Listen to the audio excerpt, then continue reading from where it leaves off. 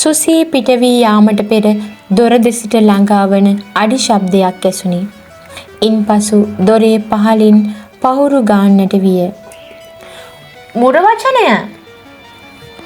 Peter කෑ ගැසූ විට බලු හඬකින් වො වො වො වො ඇසුණි. ඇතුළට එන්න ස්කැම්පර්! පීටර් කීය. ඔයා වුෆ් කීවා වැඩිනේ. මුර වචනේ මතක තියෙන දස්සයා. මෙම සිද්ධිය සුසී ඇතුළු සියලු දෙනාගේම සිනාවට භාජනය විය.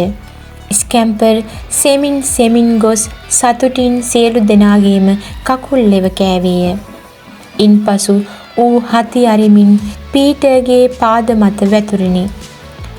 ඔයා පමා වුණා ස්කැම්පර්! පීටර් කීය. ඒකට කාරි නෑ, මම රැස්වීම ඉවර කළානේ. සුසී, ඔයාට මොනවත් කියන්න තියෙනවා නම් දැන් කියලා පිට වෙලා යන්න. හොඳයි, සුසී කීවාය. අර ජැක්ගේ නායක කලින් නැවක වැඩ කරපු අපේ බොබ් මාමගෙන් ලැබුණු තෑග්ගක්. ඒක ටෙලස්කෝප් එකක්. ටෙලස්කෝපයක්? සැවොම විමතියට පත්ත කීහ. සුසී කතා කරමින් සිටින අතරතුර ජැක් බුම්මාගෙන ආවරණය ඉවත් කළේය. ජැක් අදහස් කරගෙන හිටියේ ඒක මෙහි ගෙනත් සත්සුමිතුරන්ට දෙන්නයි. සුසී කීවාය. අම්මා තමා කීවේ බොබ් මාමා මේක දුන්නේ මටත් එක්ක කියලා. ඉතින් මේක මෙහි හයි කළාම මට කවදාවත් බලන්න ලැබෙන්නේ නෑ. ඒ හින්දා මම ජැක් එක්ක තර්ක කළා.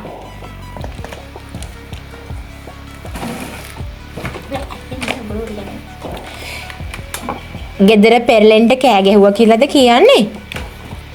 අසරණ ජැක් ඇසීය. මේක ඇහිලා අම්මා හනික ආවා. එයා කීවා ජැක් මගෙත් එක්ක හවුලේ ටෙලස්කෝපය පාවිච්චි කරන්න ඕන කියලා. සත්සුමිතුරන් ඒකෙන් බලනවටත් කැමතියි කීවා. අම්මා මොනවා කීවත් ගණන් ගන්නේ නැති වගත් මට හවුල් වෙන්න ඉඩ දෙන්නේ නැති වගත් ජැක් කීවා. ඊට පස්සේ මම පැනලා ආවේ රැස්වීමේදී ඔයාලට මේ සේරම කියන්න. හොඳටම කේන්ති ගත්තු අම්මත් එක්ක මම තනි වුණා. ජැක් කීය. මම හිතන් හිටියේ ටෙලස්කෝපය මේ මඩුවේ තියන්න. එතකොට අපි හැමෝටම දුර තියෙන නොයෙකුත් දේවල් බලන්න පුළුවන්නේ. කන්ද පැත්තේ යන කාර් ජාති, කන්ද උඩ තියෙන මාලිගාව, පරණ පොකුණේ ඉන්න කොක්කු වගේ දේවල් බලලා හොඳට විනෝද වෙන්න පුළුවන්. ඔව්, ඔයාලට නම් විනෝදේ. ඒත් මට නෑ. සුසී කීවාය. ඇයි අමතක වුණාද? ඔයාට ඕන කරනවා පීටරුයි ජැනටුයි අනිත් අයයි හවුල් කරගන්න. නැද්ද? ඒ වගේ මටත් ඕන කරනවා බින්කි හවුල් කරගන්න. මං හිතන්නේ නෑ ටෙලස්කෝපයක් කියන්නේ මොකක්ද කියලාවත් බින්කි දන්නවා කියලා. ජැක් කීය.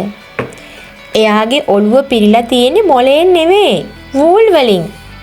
එයාට ටෙලස්කෝපයෙන් බලන්න ඕන වෙන එකක් නෑ. දැන් හොඳට අහගන්න. පීටර් කීවේ තීරණයක් ගත් පසුය. ජැක්, ඔයාගේ අම්මා කියනවා නම් ටෙලස්කෝපයට සුසීත් හවුල් කරගන්න වෙනවා. ඉතින් ඇයි අපිට ඒක මෙහි තියන්න බැරි?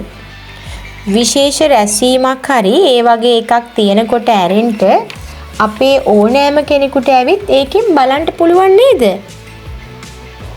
එහෙමනම් මඩුව යතුරුලන්ට වෙනවා. ජැක් කීය. මේ ටෙලස්කෝපය හුඟක් වටිනවා කියලා මාමා කීවා. එහෙම වුණාම යතුරු තියෙන තැන සුසිත් දැනගන්න ඕන වෙනවා. හරි. අද කලා වගේ අපේ රැස්වීම් වලට ඇවිත් බාධා කරන්නේ නැත්නම් යතුරු තියෙන තැන එයා දැනගෙන හිටියම මොකද වෙන්නේ? පීටර් කීය. මේකෙදි අපි සාධාරණ වෙන්න ඕන ජැක්. ඔය වගේ එකක් කාගෙන් හරි මටත් ලැබුණා නම් අම්මා කියාවි ඒකට ජැනටුත් හවුල් කරගන්න කියලා. අපි සාධාරණ වෙමු. එහෙමනම් කාර්යයක් නෑ. දොම්නසින් මෙන් ජැක් කීය. ඔව් සාධාරණ වෙන්න.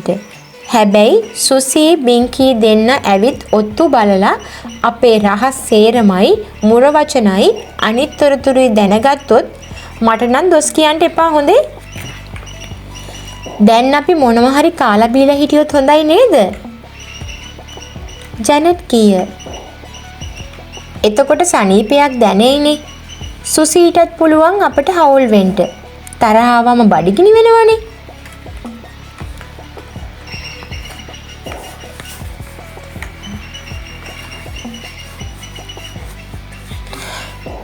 මට ඇති බඩගින්නක් නෑ. නැගිටිමින් සුසී කීය. ඔයාට ස්තුතියි ජැනට්. මම ඉන්ට ඕන නැති වෙලාවල් මම දන්නවා. ටෙලස්කෝපයට හවුල් වෙන්න යනවා කියලා කියන්න විතරයි මම මෙහි ආවේ. පොඩ්ඩක් ඉන්න. කොලින් කීවේ කොතරම් නිර්භීත වුවද සුසීට ඇඬෙන්නට ආසන්න බව දුටු නිසාය. ඔයා යන්නට ඉස්සර යතුරු හංගන තැන තීරණය කරගමු. එතකොට ඔයාට පුළුවන් එක හොයාගන්න.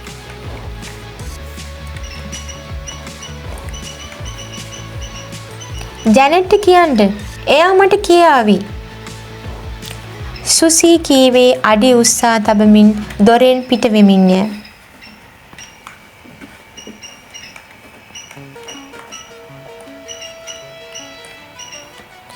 ආඩම්බරකාරයන් හැමෝටම ආයුබෝවන්.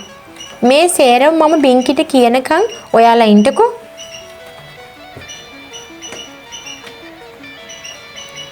ඇය කෙතරම් වේගයෙන් දොර වැසුවේදයත් ස්කැම්පර් ගැස්සී බුරන්නට පටන් ගත්තේය.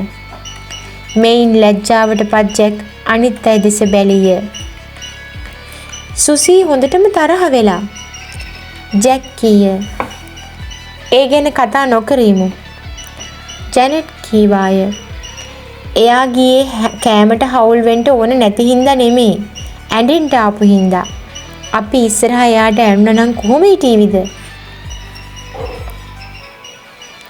ඉන්පසු සුසී ගැන කිසිම කෙනෙක් වචනයක්වත් කතා නොකළේය. වියලි මිදි සහිත බනිස්ද මැකරූන්ද අනුභව කළ ඔවුන් උණු කොකෝවා බීමට ගත්හ. ස්කැම්පර්ට ලැබුණු කොටසින් ඌ බොහෝ සතුටටපත් විය. ඌ ජැක්ගෙන පාර්සලිය ඉව කිරීමට ගියේ අමුතු දෙයක් ලෙස පෙනුණු බැවිනි. ස්කැම්පර් විතරයි මගේ ටෙලස්කෝප් එක ගැන උනන්දු වෙන්නේ. ජැක් මලානික හඬකින් පැවසීය. නෑ නෑ අපිත් එහෙමයි. පීටර් කීය. හොඳයි අපි දැන් බලමු මේ පුදුමාකාර තෑග්ග. පාර්සලයේ ඔතනය ඉවත් කෙරින. ළමුන් 6 දෙනා ජැක් වටා තෙරපුණු අතර ඔහු ටෙලස්කෝපයේ දිග බටය තවත් දික් කළ හැකි ආකාරය ඔවුන්ට පෙන්වීය. ටෙලස්කෝපයේ ඇහැට කොයිතරම් දුරක් බලන්න පුළුවන්ද කියලා ඔයාලට හිතා ගන්නවත් බෑ. ඔහු කීය. අද උදේ මම බලනකොට අපේ ගෙදර ඉඳන් 70ක්ම භාගයක් ඈතින් තියෙන කුඹුරේ පඹය දැක්කා. ඒ විතරක් නෙමෙයි එයාගේ තොප්පියේ වහලා හිටපු පරෙයිකුත් පෙරුණා.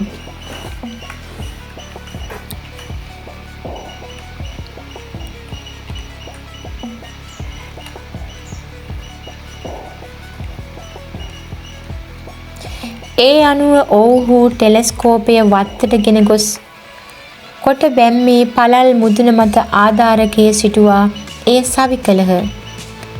යමක් ඉතා පැහැදිලිව පෙනෙන අයුරින් කාචය සකස් කිරීමට ජැක් සමත් විය. ඔන්න දැන් ඒක හරියටම හරි. එය තුලින් බලමින් ජැක් කීය. මම ඒක එල්ල කරලා තියෙන්නේ අර බෑවුමේ තියෙන ගෙට. ඔයාලා ඒකෙන් බලන්ට ඉස්සර මොනවද පේන්නේ කියලා මට කියන්න. හරි පුංචි ගේ. පෑම් කීවාය. වත්තේ මොනවද පේනවා. මොනවද කියලා කියන්න බෑ. කවුදෝ අඩිපාරේ කවුදෝ ඉන්නවා. වෙන මොනවත් නෑ. බාබරා කීවාය. හොඳයි, දැන් මේකෙන් බලන්නකෝ. ඔයාලට ගොඩක් දේවල් පෙනේවි. ජැක් කීය. පීටර්, ඔයා ඉස්සර වෙලාම බලන්න. ඔයා අපේ නායකයානේ. ඒ අනුව පීටර් ටෙලස්කෝපයෙන් බලා මහ හඬින් කතා කළේය. ජැක්, මේක නම් ලොකු පුදුමයක්. හැන්ඩන් මහත්මිය අපේ බැම්ම ළඟ ඉන්නවා වගේ පේනවා. එයාගේ අතේ ජෝගුවකුත් තියෙනවා. වත්තේ ප්‍රෑම් මේකුත් තියෙනවා. බබාගේ ටෙඩි බෙයා ඒක කෙළවරේ වාඩි වෙලා ඉන්නවා. තව කෝ මටත් බලන්න. ජැනෙට් කීවේ හිස කසමින්ය. දෙයියනේ, ගෙදර චිමිනියේ මොකද්දෝ එළියට එල්ලිලා තියෙනවා. භාග වෙලාවට චිමිනිය සුද්ධ කරන බ්‍රෂ් එක වෙන්න ඇති. ඕ, ඒක තමා. ජනේලේ ළඟ පූසෙක් ඉන්නවා. හැබැයිටම ජැක්, හැතැක්ම ගන්නක් ඈතට මට පේන්නේ හරියට මට මැජික් එකක් තියනවා වගේ. ඕ ජැක්, මේ වගේ ටෙලස්කෝපයක් ලැබුණ ඔයා හරිම වාසනාවන්තයෙක්. අපිට මොන තරම් විනෝද වෙන්න පුළුවන්ද? වරකට එක් අයෙකු බැගින් ටෙලස්කෝපයෙන් අවට නරඹන අයුරු බලා සිටි ජැක් බොහෝ සතුටටපත් විය.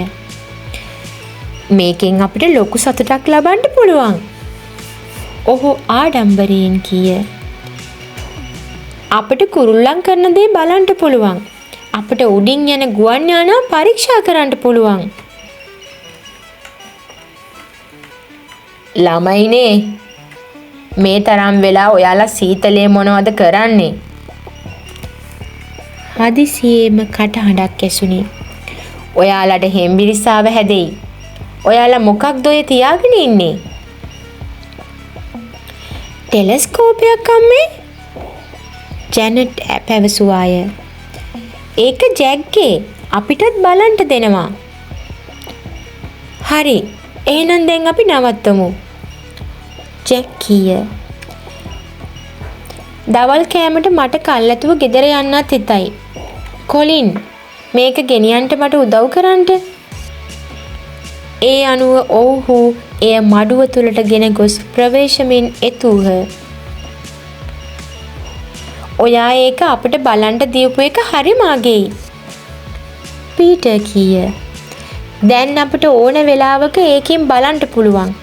හැබැයි ඔයාලා එකක් මතක තියාගන්න ඕන. කාට හරි ඒකෙන් බලන්න ඕන වුණාම කල්ැතුව මට හරි ජැනට් හරි කියන්න ඕන.